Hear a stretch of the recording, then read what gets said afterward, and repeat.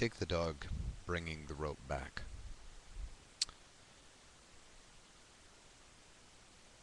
And instill in that dog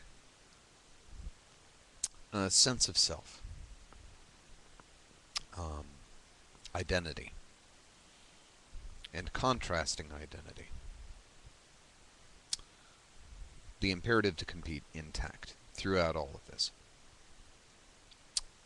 Give it a pretense of rationality, the capacity for rationality, but a capacity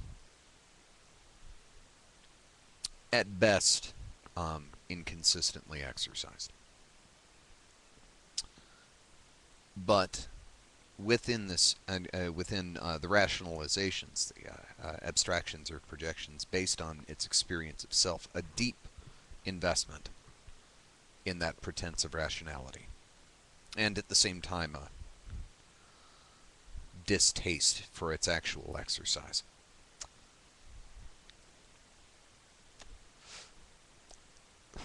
And at that point, the imperative to compete for the sake of competing is still there. I mean, it's still there,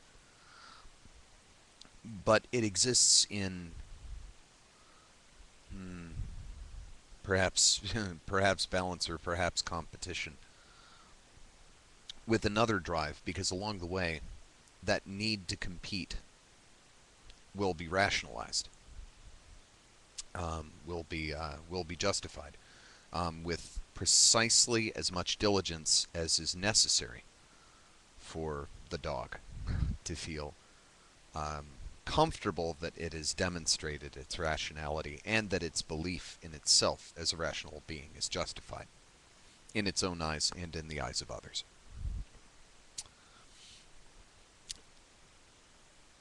Once the need to compete has been rationalized, the need to compete is no longer it's no longer the only drive in that direction. More terrible, perhaps more terrible,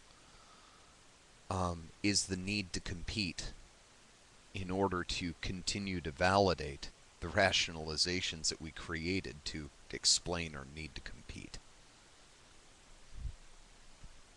It's deeply, deeply anchored in our ability to believe that we do not lie when we tell ourselves who we are.